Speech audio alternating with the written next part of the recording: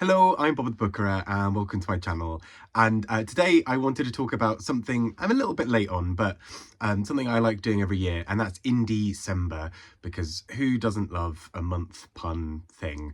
But essentially, this was something I started doing a couple of years ago, partly out of recognition that at this point in the year, I have lots of books left over that I've been wanting to read all year, typically ones from indie book presses. And those are the books that sometimes end up being in my top books of the year. And for me, it's really a moment of trying to read them kind of before I kind of forget that they exist, try and catch them before my end of year lists and all that kind of jazz, but also just as a way of celebrating indie presses and making that pun work. If it somehow worked better with March, I'd find some way of doing it in March.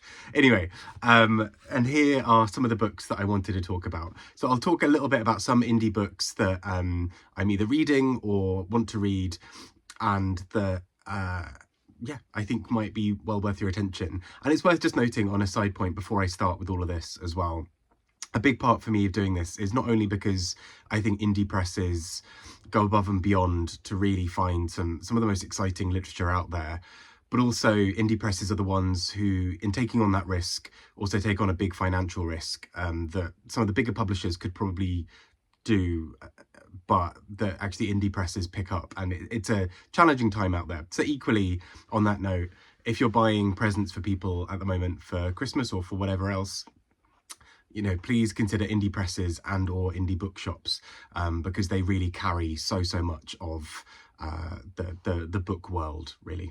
So first up, a book that I was going to include on this, and before I'd read it, and then ended up just sort of reading it the other day, that is The Great Undoing by Sharlene Allsopp.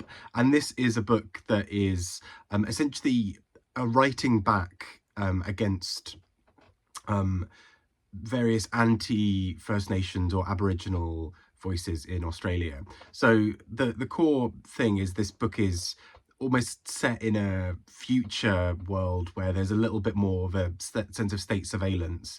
And in this version of Australia, we have our character writing back. So she discovers this book, an original book by Ernest Scott, that was this history, or it's basically spoke about Aboriginal Australians in a very particular way, a way that was really harmful. And so this book in some ways is her physically writing over it, not only kind of physically on this cover, but writing back against some of the ways it talks about it. And I found this just such a bold and striking way of dealing with that conversation.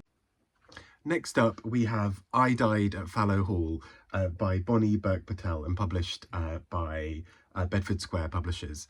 And this is a really interesting little book. It essentially takes as its core idea a kind of murder mystery style thing, but looks at it almost through this archaeological lens of, we're now trying to deduct who this person was based on many people's explanations of something. A body has been found and we're looking back somewhere between 30 and 70 years or something like that to find out who this person was. And I thought this was just such a bold and clever take on the kind of murder mystery genre, where we are essentially watching a detective story play out, but it's all about a past case that has some kind of ramification to the modern day, but also with bits from that person themselves interjecting into the story. And I thought that was just a really clever way of doing things. Next, on to two books from Prairie Press that I've been really wanting to read all year and just keep on pushing to the side. The first, History, a Mess by Sigrún Pálsdóttir and translated by Lytton Smith. And this is the story, from what I can see, of somebody who thinks they've made quite a big discovery in their PhD that would basically make their career, but everything goes sort of bottoms up, probably not the right phrase, but everything goes wrong.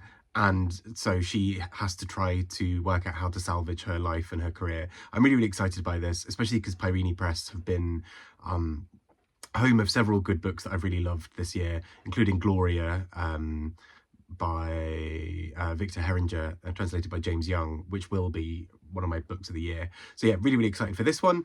And equally for Body Kintsugi, translated by Celia Hawkesworth and written by Senkq Marić.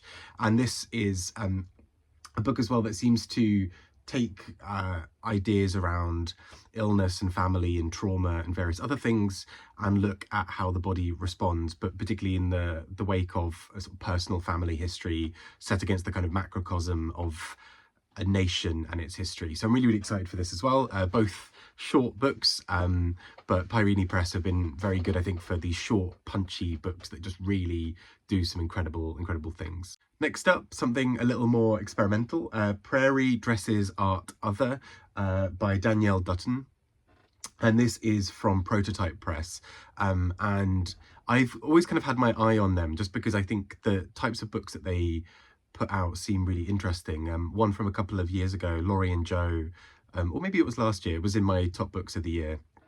And so I'm always really excited by them and the kind of level of experimentation that they have in their work. They're the kind of press who really take some big gambles on books that, you know, are very, very different to maybe what is traditionally published, and that's really exciting. And this is a short story collection that sort of seems to go into, well, according to this, imagines new models for how literature might work in our fractured times. So I'm excited to see this, and even just flicking through, it looks like even fun things happen with text on the page and, you know, other things happening. So excited to check this out and see a little bit more about what that is. Next up, one that I don't physically have here with me, but is in the post, so it's on its way, is Bleeding Fabulous by Mark Ward. And this is a non-fiction book that looks at one particular man. So this man, Mark Ward, and his life. He is somebody who is an advocate for haemophilia, so people whose blood doesn't clot in a sort of certain way, and that makes them quite prone to various things, various sort of illnesses. But particularly what comes out of this is some of the controversy around the infected blood scandal that happened in the UK many years ago, and this leads to sort of various other complications and other parts about his life and who he goes on to be. So I'm really excited to read this, particularly as Incandescent, I think, have found some really exciting new voices in recent years. So yeah, very, very excited to read this book. And last but not least, so I'm a subscriber to Galley Beggar Press, who I love, and they've published some incredible works over the years, including things like Duck's New Report that I have a soft spot for. But they, as part of their little subscriber thing, they also put these little kind of Christmassy books at the end of each year, which is really delightful. And I'm almost resisting opening them for as long as I can. I might open them in a sec and show you them. But the little kind of bookmarks that come with show what they are, and that's a short story from Muriel Spark, from Charles Dickens, and from Elizabeth Gaskell as well. So excited for some nice little festive reading, and I think they sell them separately as well. But yeah, very, very excited for just a cute little set of books to go alongside. So I ended up opening them, and here they are. They're very, very beautiful little editions. And so yeah, very excited for some very sort of festive little short stories. Particularly, I have to say, Muriel Spark, because I can't imagine how she is for more festive situations. Her books are so scathing and like she has a real way of, with words, that just feels like she's cutting people down. So I'm excited to see what a Christmas tale is from her, whether it is actually a really loving, beautiful tale, whether it's something more macabre, or whether it's even just someone buying the wrong present and getting sort of chewed out in front of a family. Who knows? I'm very excited for this. This, I mean, sounds like but yeah, and it sounds like it could be quite interesting. We'll see.